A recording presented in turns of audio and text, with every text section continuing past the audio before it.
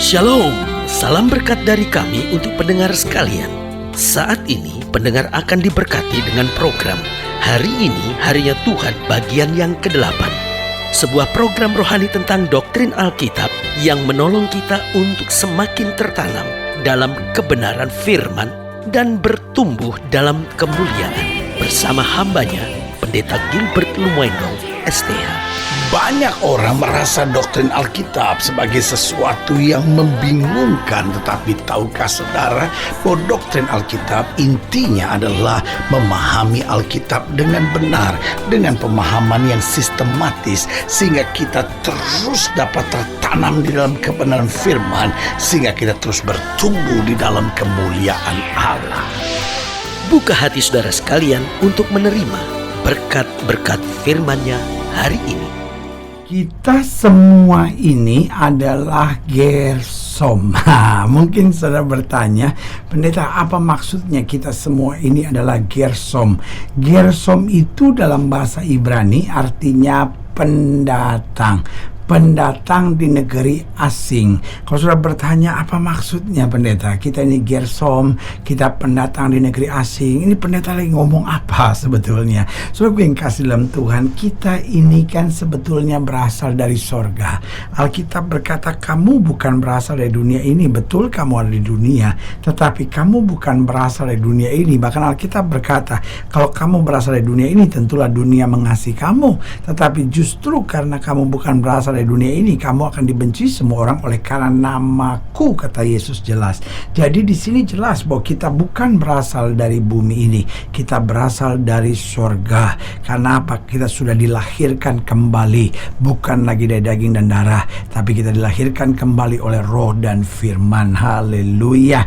Nah, karena kita berasal dari sorga, kita berasal dari roh dan firman, maka tugas kita di muka bumi yang pertama jelas untuk menjadi terang dan garam. Kenapa mesti menjadi terang? Karena dunia ini adalah dunia yang penuh dengan kegelapan. Kenapa kita mesti jadi garam? Karena garam itu punya fungsi mencegah pembusukan. Artinya apa? Dunia sedang busuk dengan segala tipu muslihat iblis. Tetapi anak Tuhan menjadi terang. Anak Tuhan akan dicegah dari segala pembusukan dan mencegah segala pembusukan, karena firman akan membawa dunia ini penuh dengan kemenangan dan kemuliaan.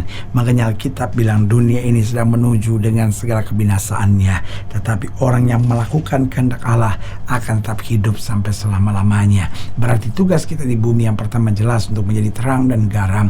Yang kedua untuk menjadi saksi dan juga teladan bagi dunia ini. Karena itu selalu saya katakan bahwa dunia tidak butuh orang-orang yang hanya pandai bicara. Dunia ini memerlukan orang-orang yang bisa menjadi saksi, bisa menjadi teladan, bisa menunjukkan kepada dunia betapa hidup dekat dengan Tuhan adalah hidup yang benar. Hidup dekat dengan Tuhan adalah hidup yang teratur. Hidup dekat dengan Tuhan adalah hidup yang berjalan di dalam kasih karunia kuasa-Nya yang sempurna. Haleluya. Dan yang ketiga, tugas kita di bumi ini untuk membawa damai. Karena Alkitab jelas berkata, berbahagia orang yang membawa damai, karena mereka akan disebut sebagai anak-anak Allah. Haleluya. Jadi jelas tugas kita di muka bumi yang pertama untuk menjadi terang dan garam. Yang kedua untuk menjadi saksi dan teladan bagi dunia ini. Dan yang ketiga untuk membawa damai dimanapun kita ditempatkan. Dan yang keempat untuk memperluas kerajaan Allah di bumi ini. Makanya doa yang Yesus ajarkan kepada kita, doa Bapa kami yang di surga, dikuduskanlah namamu, datanglah kerajaanmu. Haleluya. Berarti kita di muka bumi ini untuk memperluas kerajaan Allah di muka bumi, sehingga lebih banyak orang percaya, lebih banyak orang diselamatkan, dan lebih banyak orang boleh masuk dalam suka surga kemuliaan yang kekal. Haleluya. Selamat datang dalam program kita hari ini, Harinya Tuhan, sebuah program rohani yang kembali mengingatkan kepada kita betapa pentingnya kita menjadikan firman Tuhan sebagai dasar keseharian hidup kita. Karena selama kita jadikan firman Tuhan sebagai dasar keseharian hidup kita, langkah-langkah ke depan kita penuh dengan kepastian, kemenangan, berkat, mujizat, dan perkara-perkara besar. Haleluya.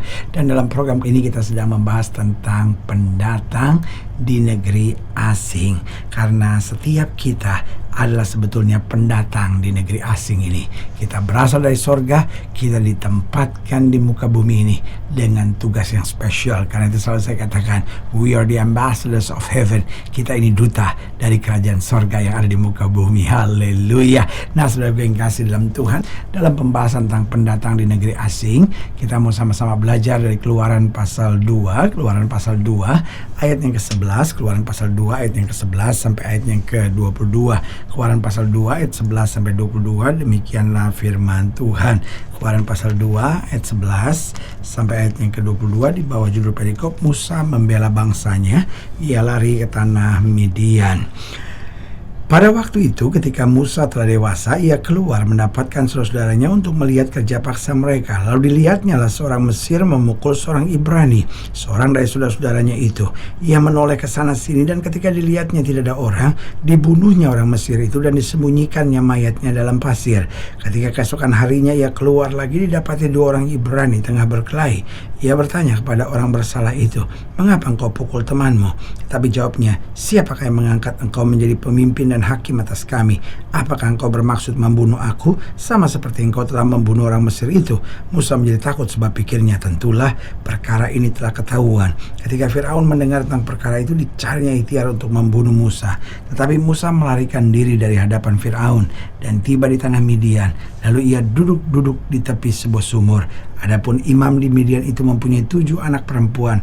Mereka datang menimba air dan mengisi palungan-palungan untuk memberi minum kambing domba ayahnya. Maka datanglah gembala-gembala yang mengusir mereka. Lalu Musa bangkit menolong mereka dan memberi minum kambing domba mereka. Ketika mereka sampai ke Rehuel ayah mereka, berkata ia, "Mengapa selekas itu kamu pulang hari ini?" Jawab mereka, "Seorang Mesir menolong kami terhadap gembala-gembala. Bahkan ia menimba air banyak-banyak untuk kami dan memberi minum kambing domba." Ia berkata kepada anak-anaknya, "Di manakah ia? Mengapa kamu tinggalkan orang itu? Panggillah dia makan." Musa bersedia tinggal di rumah itu. Lalu diberikanlah Rehuelah Sipora anaknya kepada Musa. Perempuan itu melahirkan seorang anak laki-laki. Maka Musa menamainya, perhatikan, Gersom, artinya pendatang. Sebab katanya, "Aku telah menjadi seorang pendatang di negeri asing." Nah, saudaraku yang kasih dalam Tuhan, kita lihat cerita Musa ini dan kita belajar sesuatu bahwa Musa memberi nama anaknya Gersom sebagai pendatang di negeri asing.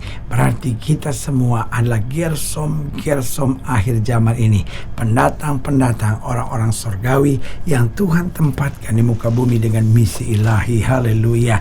Nah, pertanyaannya sebagai pendatang di negeri asing, bagaimana sikap kita? Yang pertama, kita harus sabar dan kita juga harus kuat. Saudaraku yang kasih dalam Tuhan, karena sebagai pendatang di negeri asing pasti ada banyak tantangan, pasti ada banyak hal yang menyakitkan, pasti ada banyak hal yang mengecewakan. Tetapi kita harus senantiasa sabar, kita harus senantiasa kuat menghadapi segala sesuatunya. Itu sebabnya Alkitab berkata orang sabar melebihi seorang pahlawan dan orang yang menguasai dirinya melebihi dari seorang yang merebut kota. Saudaraku yang kasih dalam Tuhan, tanpa kita sabar, tanpa kita kuat, dunia ini akan menjadi lembah air mata. Kadang-kala persoalannya bukan masalah kita terlalu berat, tetapi persoalannya kitanya yang kurang sabar, saudara-saudara. Kitanya yang kurang kuat dalam menghadapi tantangan. Kita kadang-kala pikir, wah nasib saya jelek nih, waduh masalah saya banyak nih. Bukan, tetapi kuncinya kita kurang sabar, kuncinya kita kurang kuat. Dan istilahnya, kenapa Tuhan izinkan semuanya ini?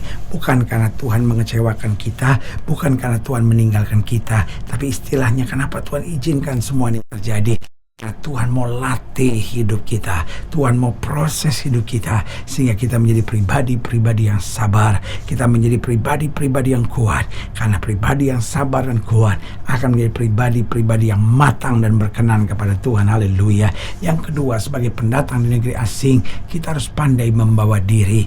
Artinya apa? Artinya kita tidak boleh kompromi, tapi kita juga tidak boleh bodoh. Makanya Alkitab berkata kita harus tulus seperti merpati, tetapi juga harus cerdik. Dari sini kita belajar bagaimana kita pandai membawa diri untuk tetap menjadi terang, untuk tetap menjadi berkat, untuk tetap membawa damai tanpa kompromi terhadap hal-hal duniawi. Haleluya. Dan yang ketiga, sebagai pendatang di negeri asing, yang pertama jelas kita harus sabar dan kuat. Yang kedua, kita harus pandai membawa diri. Yang ketiga, kita harus terus memandang Tuhan. Ini penting sekali, memandang Tuhan, karena orang-orang yang memandang Tuhan akan kuat. Kalau kita pandang masalah, kita pandang persoalan, kita pasti akan tertekan. Tapi kalau kita pandang Tuhan, kita akan kuat dan melihat kemuliaan Allah dinyatakan. Haleluya. Dan yang keempat, yang terakhir, sebagai pendatang negeri asing, kita harus tetap memegang teguh aturan-aturan ilahi. Karena itu Alkitab berkata, kalau kamu tidak miring ke kiri maupun miring ke kanan, diberkati langkah kamu. Kamu tidak akan turun, tetapi akan diangkatnya naik. Tidak akan menjadi ekor, dipimpinnya menjadi kepala. Saudaraku yang kasih dalam Tuhan, Tuhan kita dahsyat, Tuhan kita luar biasa. Sejauh kita tetap memegang teguh aturan-aturan ilahi, tidak mungkin kita dipermalukannya. Berarti setiap pendengar sekalian, ini saatnya setiap pendengar nggak usah mengeluh, nggak usah stres dan tertekan dengan keadaan yang terjadi. Ingat, kita pendatang di negeri asing, ada misi ilahi yang dipercayakan Tuhan kepada kita. Karena itu kita harus sabar dan kuat, kita harus pandai membawa diri, kita harus terus memandang kepada Tuhan. Waktu kita merasa udah nggak mampu, nggak kuat, nggak sanggup, mari tetap memandang Tuhan. Daripadanya lah keselamatan dan pertolongan kita. Baru kemudian tetap pegang teguh aturan-aturan ilahi, tetap pegang teguh aturan-aturan firman, karena firman tidak pernah mengecewakan kita. Ini bukan saatnya lagi kita bersungut-sungut, ini bukan saatnya lagi kita takut dan kecewa, tapi ini saatnya kita bangkit hadapi setiap tantangan. Tuhan beserta kita. Misi Tuhan di muka bumi untuk kita menjadi terang dan garam, untuk kita menjadi saksi dan teladan, untuk kita dapat membawa damai dan memperluas kerajaan Allah di muka bumi, harus terlaksana di tengah-tengah kita. Haleluya.